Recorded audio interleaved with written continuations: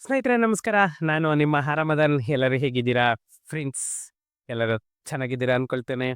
ಮತ್ತೆ ಇವತ್ತು ಒಂದು ತುಂಬಾನೇ ಮುಖ್ಯವಾದಂತಹ ವಿಷಯ ಇತ್ತು.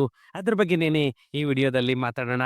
ಅಂತ ಮುಖ್ಯವಾದಂತಹ ವಿಷಯ ಏನಿದೆ ಅಂತಂದ್ರೆ ನಮ್ಮ ಕರ್ನಾಟಕ ಸರ್ಕಾರ, ಅದರಲ್ಲೂ ನಮ್ಮ ಬೆಂಗಳೂರಿನ ಜನತೆಗೆ, ನಮ್ಮ ಬೆಂಗಳೂರಿನಲ್ಲಿರುವಂತಹ ಆಸ್ತಿ ಮಾಲೀಕರಿಗೆ ನಮ್ಮ ಕರ್ನಾಟಕ ಸರ್ಕಾರದಿಂದ ಒಂದು ಗುಡ್ ನ್ಯೂಸ್ ಅನ್ನ ಕೊಟ್ಟಿದೆ. ಅದ್ರ ಬಗ್ಗೆನೇನೆ ಈ ವಿಡಿಯೋದಲ್ಲಿ ಮಾತಾಡೋಣ. ಅದಕ್ಕಿಂತ ಮುಂಚೆ ನಂದೊಂದು ಸ್ಮಾಲ್ ರಿಕ್ವೆಸ್ಟ್, ಇನ್ನು ನನ್ನ ಚಾನಲ್ ಅನ್ನ ಯಾರೆಲ್ಲ ಸಬ್ಸ್ಕ್ರೈಬ್ ಮಾಡ್ಕೊಳ್ಳಿಲ್ಲ ಪ್ಲೀಸ್ ಸಬ್ಸ್ಕ್ರೈಬ್ ಮಾಡ್ಕೊಳ್ಳಿ. ಹಾಗೇನೆ ನನ್ನ ವಿಡಿಯೋಸ್ ಅನ್ನ ಶೇರ್ ಮಾಡೋ ಮುಖಾಂತರ ನನಗೆ ಸಪೋರ್ಟ್ ಮಾಡಿ ಅಂತ ಹೇಳ್ತಾ, ಫ್ರೆಂಡ್ಸ್ ನಾವು ಟೈಮ್ ವೇಸ್ಟ್ ಮಾಡೋದ್ ಬೇಡ, ನಾವು ವಿಡಿಯೋಗೆ ಎಂಟರ್ ಆಗೋಣ. ಏನಂತ ಅಂದ್ರೆ, ನಮ್ಮ ಕರ್ನಾಟಕ ಸರ್ಕಾರ ನಮ್ಮ ಬೆಂಗಳೂರಿನಲ್ಲಿ ಇರುವಂತಹ ಪ್ರಸ್ತುತ 18 ಲಕ್ಷ ಮಾಲೀಕರು ಮಾತ್ರನೇನೆ ಆಸ್ತಿ ತೆರಿಗೆ ಪಾವತಿಸ್ತಾ ಇದ್ದಾರೆ. ಅಂತಂದ್ರೆ ಸುಮಾರು 50 ಲಕ್ಷ ಪ್ರಾಪರ್ಟಿಗಳು ಇರುವ ಜಾಗದಲ್ಲಿ ಬರೀ 18 ಲಕ್ಷ ಆಸ್ತಿ ಮಾಲೀಕರು ಮಾತ್ರನೇನೆ ಆಸ್ತಿ ತೆರಿಗೆಯನ್ನ ವಿತರಿಸ್ತಾ ಇದ್ದಾರೆ. ಅಂತ ಅಂದ್ರೆ ಇನ್ನ ಸುಮಾರು 25 ಲಕ್ಷ ಪ್ರಾಪರ್ಟಿಗಳ ಆಸ್ತಿ ಮಾಲೀಕರು ಯಾವುದೇ ಟ್ಯಾಕ್ಸ್ ಕಂದಾಯವನ್ನ ಕಟ್ತಾ ಇಲ್ಲ. ಅಂತಂದ್ರೆ ನಿಜವಾಗೂ ಕೂಡ ಅದು ವಿಪರ್ಯಾಸ ಅಂತಲೇನೆ ಹೇಳ್ಬೇಕು.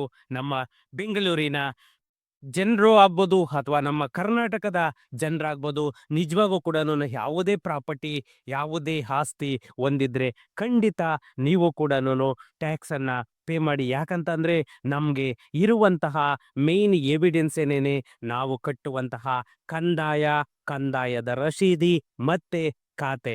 ಅಷ್ಟು ಬಿಟ್ರೆ ನಮ್ಮಲ್ಲಿರುವಂತಹ ಯಾವುದೇ ರೆಕಾರ್ಡ್ ಆಗ್ಬೋದು ನಮ್ಗೆ ಮುಖ್ಯ ಅಲ್ಲ. ಅಂದ್ರೆ ಅತಿ ಮುಖ್ಯವಾದಂತಹ ಡಾಕ್ಯುಮೆಂಟ್ ಖಾತೆ ಮತ್ತೆ ಕಂದಾಯ ರಶೀದಿ.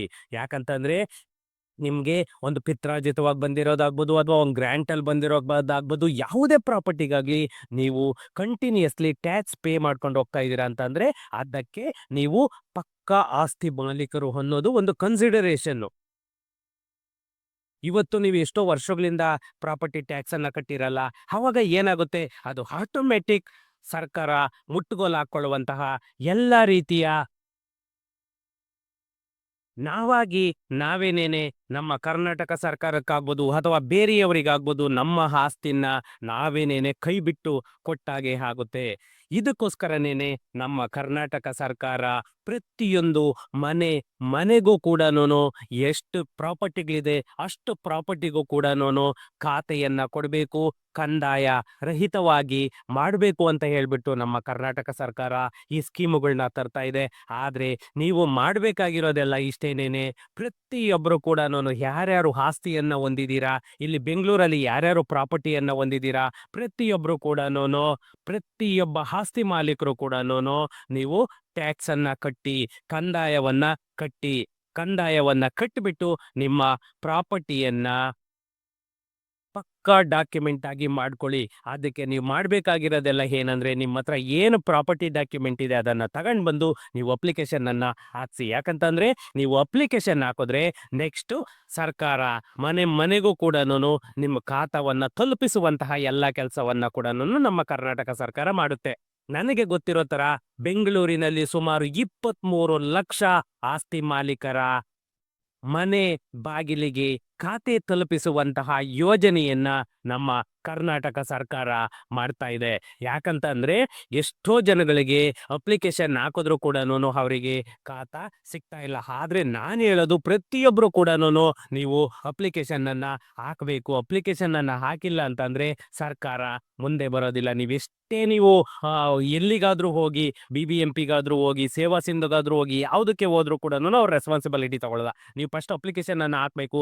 ಅಪ್ಲಿಕೇಶನ್ ಅನ್ನ ಹಾಕಿದ್ರೆ RI VA ಎಲ್ಲರೂ ವೆರಿಫಿಕೇಶನ್ ಆಗುತ್ತೆ. ವೆರಿಫಿಕೇಶನ್ ಹಾಕ್ಬಿಟ್ಟು ನೆಕ್ಸ್ಟ್ ARO ಎಲ್ಲನೂ ಚೆಕಿಂಗ್ ಮಾಡಿಬಿಟ್ಟು ಫೈನಲ್ ಡಿಸಿಷನ್ ಅನ್ನೋದೊಂದು ಆಗುತ್ತೆ. ಯಾಕಂತಂದ್ರೆ ಯಾವುದೇ ಒಂದು ಖಾತೆ ವಿತರಣೆ ಆಗ್ಬೋದು ಅಥವಾ ಆಸ್ತಿ ತೆರಿಗೆ ಸಂಗ್ರಹ ಆಗ್ಬೋದು ಮತ್ತೆ ನಮ್ಮ ತ್ಯಾಜ್ಯ ನಿರ್ವಹಣೆ ಆಗ್ಬೋದು, ಇವೆಲ್ಲದಕ್ಕೂ ಕೂಡ ನಮ್ಮ ಕೃಷ್ಣ ಬೈರೇಗೌಡರು ಏನು ನಮ್ಮ ಬೆಂಗಳೂರು ಅಭಿವೃದ್ಧಿ ಸಚಿವರಿದ್ದಾರೆ ಕೃಷ್ಣ ಬೈರೇಗೌಡರು ಮಾತಾಡ್ಬೇಕಾದ್ರೂ ಕೂಡ ಇದೇ ರೀತಿಯಾದಂತಹ ಒಂದು ಮಾಹಿತಿಯನ್ನ ಕೂಡ ಅವರು ತಲುಪಿಸಿದ್ರು. ನಗರದಲ್ಲಿ ಏನು ನಮ್ಮ ಬೆಂಗಳೂರು ನಗರದಲ್ಲಿ ಪ್ರಸ್ತುತ 18 ಲಕ್ಷ ಆಸ್ತಿ ಮಾಲೀಕರು ಮಾತ್ರನೇನೆ ಆಸ್ತಿ ತೆರಿಗೆ ಪಾವತಿಸ್ತಾ ಇದ್ದಾರೆ.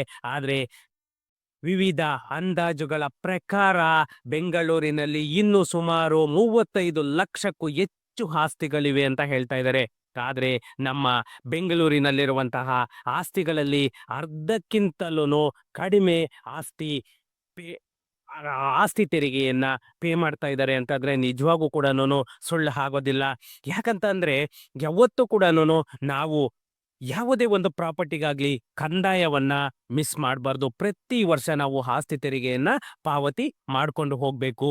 ಇದು ಬಂದ್ಬಿಟ್ಟು ನಮ್ಮ ಕೃಷ್ಣ ಬೈರೇಗೌಡರು ಕೂಡ ಮಾಧ್ಯಮಗಳ ಜೊತೆ ಮಾತಾಡ್ತಾ ಇರ್ಬೇಕಾದ್ರೂ ಕೂಡ ಅವರು ನಿಜವಾಗೂ ಕೂಡ ನಮ್ಮ ಬೆಂಗಳೂರು ಅಭಿವೃದ್ಧಿ ಬಗ್ಗೆ ಕೂಡ ಮಾತಾಡ್ತಾ ಇದ್ರು. ಇವಾಗ ಒಂದು ಫುಟ್ಪಾತ್ ತೆರವಾಗ್ಬೋದು ಅಥವಾ ಕಸ ಏನು ಎಲ್ಲನೂ ಈ ಬಿಜೆಪಿಯವರಾಗ್ಬೋದು ಅಪೋಸಿಷನ್ ಪಕ್ಷದವರೆಲ್ಲನೂ ಏನೇನು ಎಲ್ಲನೂ ಕೋಡ್ಸ್ ಅನ್ನ ಯೂಸ್ ಮಾಡ್ತಾ ಇದ್ದಾರೆ. ನಮ್ಮ ಬೆಂಗಳೂರು ಕಸದ ತೊಟ್ಟಿ ಅಂತ ಹೇಳ್ಬಿಟ್ಟು ಅದೆಲ್ಲವನ್ನು ಕೂಡ ಒಂದು ನಿರ್ಮೂಲನೆ ಮಾಡ್ತೀನಿ ಅಂತ ಹೇಳ್ಬಿಟ್ಟು ನಮ್ಮ ಕೃಷ್ಣ ಬೈರೇಗೌಡರು ಹೊರಟಿದ್ದಾರೆ. ಮತ್ತೆ ಅದಕ್ಕಿಂತ ಮುಖ್ಯವಾದಂತಹ ವಿಷಯ ಅಂತ ಅಂದ್ರೆ ಸುಮಾರು ದಿನಗಳಿಂದ ಕಾರ್ ಪಾರ್ಕ್ ಅನ್ನ ಮಾಡಿ ಅದನ್ನ ಮೈನ್ ರೋಡ್ಗಳಲ್ಲೇ ಬಿಟ್ಟು ಅದಕ್ಕೆ ಕಾರು ಸೇಫ್ಟಿ ಆಗಿರ್ಲಿ ಅಂತ ಕವರುಗಳೆಲ್ಲ ಹಾಕೊಂಡಿರುವಂತಹ ಮಾಲೀಕರಿಗೂ ಕೂಡ ಎಲ್ಲ ನೋಟಿಸ್ಗಳನ್ನ ಇಶ್ಯೂ ಮಾಡಿ ಅದನ್ನು ಕೂಡ ತೆರವುಗೊಳಿಸೋದಕ್ಕೆ ನಮ್ಮ ಕರ್ನಾಟಕ ಸರ್ಕಾರ, ಅದರಲ್ಲೂ ನಮ್ಮ ಕೃಷ್ಣ ಬೈರೇಗೌಡರು ನಿಜವಾಗೂ ಒಂದು ಅಪ್ರಿಸಿಯೇಟ್ ಮಾಡಬೇಕಾದಂತಹ ವಿಷಯನೇ.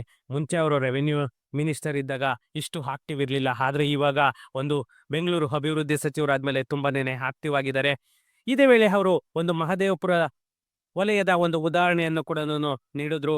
ಸರ್ಕಾರಿ ದಾಖಲೆಗಳ ಪ್ರಕಾರ ಅಲ್ಲಿ ಸುಮಾರು 2.75 ಲ್ಯಾಕ್ಸ್ ಆಸ್ತಿಗಳು ಮಾತ್ರನೇನೆ ತೆರಿಗೆ ವ್ಯಾಪ್ತಿಯಲ್ಲಿ ಇರೋದು. ಆದ್ರೆ ಸಮೀಕ್ಷೆ ನಡೆಸಿದಾಗ ಸುಮಾರು 4.47 ಲ್ಯಾಕ್ಸ್ ಪ್ರಾಪರ್ಟಿಗಳು ಪತ್ತೆ ಆಗಿವೆ ಅಂತ ಹೇಳಿದ್ರು. ಅವರು ಹೇಳ್ತಾ ಇರೋದು ನಿಜವಾಗೂ ಕೂಡ ಖಂಡಿತ ನಿಜನೇ. ಯಾಕಂತಂದ್ರೆ ನಮ್ಮ ಬೆಂಗಳೂರಿನಲ್ಲಿರುವಂತಹ ಆಸ್ತಿಗಳಲ್ಲಿ ಸುಮಾರು ಅರ್ಧಕ್ಕಿಂತಲೂ ಕಡಿಮೆ, ಸುಮಾರು 30 to 40% ಮಾತ್ರನೇನೆ ತೆರಿಗೆ ವ್ಯಾಪ್ತಿಗೆ ಬಂದಿದೆ. ಇನ್ನೆಲ್ಲವೂ ಕೂಡ ತೆರಿಗೆ ಹೇತರವಾಗಿನೇನೆ ಉಳ್ಕೊಂಡಿದೆ. ಇದೆಲ್ಲದಕ್ಕೂ ಕೂಡ ಪುಲಿ ಸ್ಟಾಪ್ ಇಡಬೇಕು ಅಂತ ಹೇಳ್ಬಿಟ್ಟು ಇವಾಗ ಮನೆ ಮನೆಗೂ ಖಾತಾ ಅನ್ನುವಂತಹ ಒಂದು ಅಭಿಯಾನವನ್ನ ಕೂಡ ಸ್ಟಾರ್ಟ್ ಮಾಡ್ತಾ ಇದ್ದಾರೆ. ಆದ್ರೆ ನೀವು ಪ್ರತಿಯೊಬ್ರು ಕೂಡ ಅಪ್ಲಿಕೇಶನ್ ಅನ್ನ ಹಾಕೋದು ಯಾವುದೇ ಕಾರಣಕ್ಕೂ ಕೂಡ ಮಿಸ್ ಮಾಡ್ಕೊಬೇಡಿ. ಇದು ಅಪ್ಲಿಕೇಶನ್ ಹಾಕ್ಬೇಕಾದ್ರೆ BBMP-ದಾಗ್ಬೋದು ಅಥವಾ RDPR ರೆವೆನ್ಯೂ ಸೈಟ್ಸ್ ಆಗ್ಬೋದು, ಯಾವುದೇ ಅಪ್ಲಿಕೇಶನ್ ಹಾಕ್ಬೇಕಂದ್ರೂ ಕೂಡ ನೀವು ನಮ್ಮ ಆಫೀಸು ಕೂಡ ವಿಸಿಟ್ ಮಾಡ್ಬೋದು. ನಮ್ಮ ಆಫೀಸ್ ಬಂದ್ಬಿಟ್ಟು ಮಲ್ಲೇಶ್ವರಂ ಅಲ್ಲಿ ಮಂತ್ರಿಮಾಲ್ ಆಪೋಸಿಟ್ ರೋಡಲ್ಲೇನೆ ಇರುವಂತಹ ನಮ್ಮ ಆಫೀಸ್ ಪ್ರಾಪರ್ಟೀಸ್ ಅಂತ ಹೇಳ್ಬಿಟ್ಟು ನೀವು ನಮ್ಮ ಆಫೀಸಿಗೆ ಬಂದ್ರೆ ನಾವು ಅಪ್ಲಿಕೇಶನ್ ಅನ್ನ ಹಾಕೊಡ್ತೀವಿ. ಅಥವಾ ನಿಮ್ಗೆ ಖಾತೆ ಬೇಕಾದ್ರೂ ಕೂಡ ನಮ್ಮ ಆಫೀಸಿಂದಲೇನೆ ನಾವು ಎಲ್ಲ ಕಡೆಗೂ ಓಡಾಡಿ ಖಾತೆ ಕೂಡ ಮಾಡಿಸ್ಕೊಡ್ತೀವಿ. ಇದೆಲ್ಲದಕ್ಕಿಂತನೂ ಮುಖ್ಯವಾಗಿ ರಿಯಲ್ ಎಸ್ಟೇಟ್ಗೆ ಸಂಬಂಧಪಟ್ಟಂತಹ ಯಾವುದೇ ಒಂದು ಸರ್ವಿಸ್ ಬೇಕಾದ್ರೂ ಕೂಡ ನಮ್ಮ ಆಫೀಸಿಂದಲೇನೆ ಆಗುತ್ತೆ. ಇದೆಲ್ಲದೂ ಕೂಡ ನಿಮ್ಗೆ ಪೇಯ್ಡ್ ಸರ್ವಿಸ್ ಇರುತ್ತೆ, ಆದರೆ ನಾಮಿನಲ್ ಫೀಸ್ ಮಾತ್ರನೇ ಇರುತ್ತೆ. ಈ ಒಂದು ಅವಕಾಶವನ್ನ ನೀವು ಸದುಪಯೋಗ ಪಡಿಸ್ಕೊಳ್ಬೋದು. ಆದ್ರೆ ನಂದು ಒಂದೇ ಒಂದು ಸ್ಮಾಲ್ ರಿಕ್ವೆಸ್ಟ್ ಏನಂತಂದ್ರೆ, ತುಂಬಾ ಜನ ಕಾಲ್ ಮಾಡ್ತಾ ಇದ್ದೀರಾ, ನೀವು ಎಲ್ಲೋ ಗುಲ್ಬರ್ಗ, ರಾಯಚೂರು, ಬಿಜಾಪುರ ಅಲ್ಲಿಂದ ನೀವು ಕ್ವಶನ್ಗಳನ್ನ ಕೇಳ್ತಾ ಇದ್ದೀರಾ. ನಿಜವಾಗೂ ಕೂಡ ಯಾಕಂದ್ರೆ ಆ ಕಡೆ ನಾರ್ತ್ ಕರ್ನಾಟಕ ಎಲ್ಲ ಬರೀ ಉತ್ತಾರ್ ಅಂತ ಮಾತ್ರ ಹೇಳ್ತೀರಾ. ನೀವು ಯಾರವೂ ನಿಮ್ಮವು ಅರ್ಧಕ್ಕರ್ಧ ರಿಜಿಸ್ಟ್ರೇಷನ್ ಆಗಿರಲ್ಲ, ಬರೀ ನೋಟ್ರಿ ಡಾಕ್ಯುಮೆಂಟ್ ಮಾಡ್ಕೊಂಡಿರ್ತೀರಾ.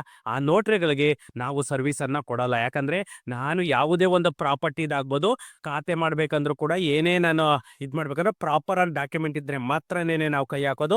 ಇಲ್ಲಿಗಲ್ ಇತ್ತು ಅಂತಂದ್ರೆ ಖಂಡಿತ ನಾವು ಕೈ ಹಾಕಲ್ಲ. ಇನ್ನೊಂದೇನಂತಾನೆ, ನಿಮ್ಗೆ ಇಲ್ಲಿಗಲ್ ಪ್ರಾಪರ್ಟೀಸ್ ಏನಾದ್ರು ಕೇಸ್ ಏನಾದ್ರು ನಡೆಸ್ಬೇಕಾದ್ರೆ ನಾನು ಟೇಕಪ್ ಮಾಡ್ಕೊಳ್ತೀನಿ.